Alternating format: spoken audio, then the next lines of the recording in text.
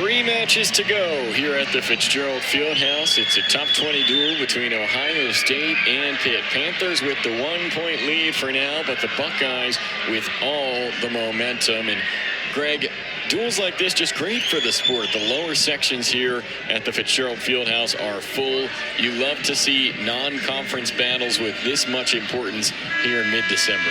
Yeah, it's been great to see the fans showing up. And obviously, you have some guys from WPIL who are wrestling for Ohio State as well. So you kind of get some of that local pull on both teams coming into this one. But, yeah, it's been a really great atmosphere so far. Energy's a little down, though, right? Because you just gave up 3 bonus point wins to the Panthers. So they're going to need some kind of spark. And who better than Finn Solomon, a guy who's full of excitement every time he wrestles. And Solomon has had a really good energy about him this season. 2-0 in duels, coming off a technical fall against a ranked wrestler from Lehigh and Kelvin Griffin. And really impressive what Solomon has done this year. And Greg, you wonder too if it has something to do with the fact that Cade Brown has come in as a freshman. Keith Gavin's been really excited about him, and Solomon certainly wants to show that he's secured this spot at the lineup in 149 here. Pittsburgh native from Franklin Regional High School, and this is a good start to the battle here against D'Amelio of Ohio State. You're looking for Finn and even the next wrestler coming up, Dylan Evans, to have a statement win, and this is your opportunity. Guys that are ranked highly for Ohio State, like D'Amelio here.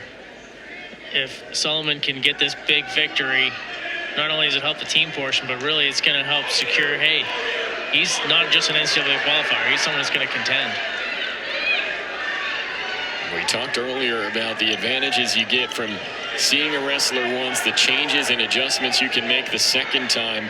First time these two squared off last year at the Clarion Open, D'Amelio won in a major. Solomon came back and only lost by 1 point when they met in Columbus a month later. And now Solomon, big time takedown there to start off with the lead. Yeah, he had to get that mat return. You get behind a guy like D'Amelio, you got to be able to finish. And Solomon able to do that and now escape right on the edge of the mat. Just seems like this is such a critical spot in the night, Greg. With this match here, D'Amelio at number 12 in the rankings, Solomon at 28. 14-13 is the team score. So he got the takedown. I'm just not sure what they're looking at here. Is it whether he's, I think because his hand's still in. Are they looking at whether he got the escape or not? Because it's pretty clear the takedown's valid. Yeah. He's down on the mat. He's got control.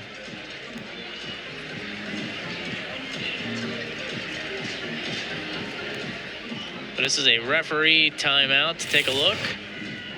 And probably the quickest review we've had tonight. I want to take a look. Does go to D'Amelio. They're looking to see if there was locked hands once Solomon brought him down to the mat. There were not, so that's what they were checking out. And Greg, you talk about that spark that Pitt needs. They've lost 3 straight matches in this duel after starting out with the big lead due to the performance of their upper weights. Stalled out a little bit at the lower weights, but now Solomon a chance to swing the momentum back in Pitt's favor. It was a good start here for Solomon. I think now he's just trying to make sure he's not taking any bad shots, getting in good position, not getting into the tie-ups with D'Amelio, which looks like D'Amelio wants to try to do.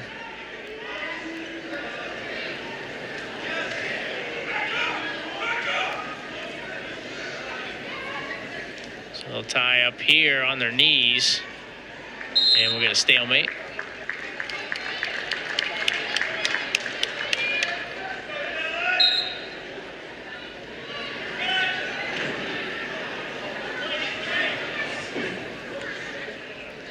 it's going to be 3-1 at the end of 1 for Solomon.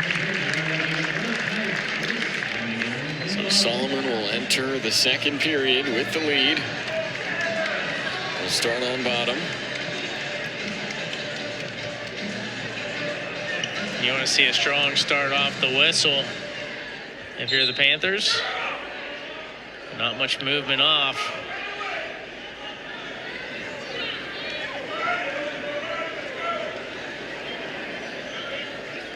Dylan D'Amelio, the grad student, a 4-time NCAA qualifier, All-American in 2023, getting Solomon in a tough spot here now. Yeah, he tried that roll, did Solomon, and he's got himself in a bad position here. He tried a roll, and D'Amelio was able to just catch him. Solomon controlled the first period for the most part, but D'Amelio comes out hot to start the second. Going to get 4 back points to take the lead. Yeah, it's a tough draw there for Solomon. Wanted to try to hit that roll, and now he's going to have to try to get to his feet quickly and try to get out from underneath as ride time now getting up closer to a minute. Tough break there for Solomon. Had things going his way to start this match.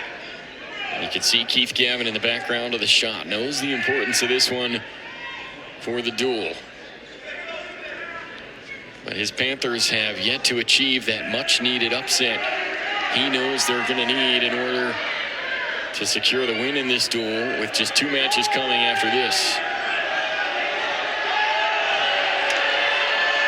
Panther fans wanted a stalling call. They didn't get it. And now D'Amelio starts to move. 1-point escape as he was able to turn him just as they were getting to the out of bounds. The stall call was interesting because you want that mat return, but it was also Solomon controlling the wrist. So I think that the no call there is valid there by the referee. And so that should just about do it for the second period. D'Amelio with just over a minute and a half of riding time. And he starts by getting the near fall here. This is where things started to change in his favor. Yeah, it was the roll from Solomon to try to get out. And was just unable, gets caught, and that's 4 huge points to give up. And you saw the disappointment from Keith Gavin in the background there, but Solomon did a nice job to respond. This match is not over, so he concedes the escape, makes it 6-4. And Solomon knows he's going to need a takedown to possibly force an overtime period in this one. Yeah, if he can get the takedown and ride, then all of a sudden he could pick up the victory, but ride time being where it is right now, that would just force a tie if it's still up over a minute. And he'd have to hold, obviously, ride as well for the balance of the period. D'Amelio content. He's got the lead. Solomon's the one who's going to have to take a shot. Yeah, first things first is you need the takedown. So, and D'Amelio right now, he doesn't need to be aggressive, right? He's got that 6-4 lead. He's got that ride time point.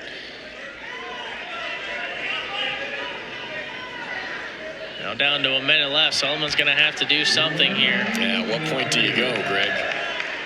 Do you think it has to be now? You know, it's as a thing is D'Amelio's not going to give up an easy takedown. You're not going to be able to get it in a few seconds. D'Amelio just not opening any doors for him. Yeah, Solomon's trying to set up positioning for the perfect shot. He's just going to have to take an angle and go. 30 seconds remain. Riding time point is now secured for D'Amelio. Solomon working on the edge. And now he's out with 23 seconds left.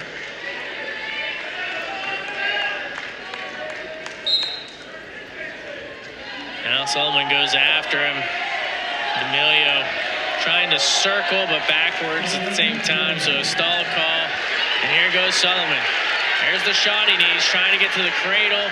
Just needs to try to finish this. D'Amelio, though, able to turn in.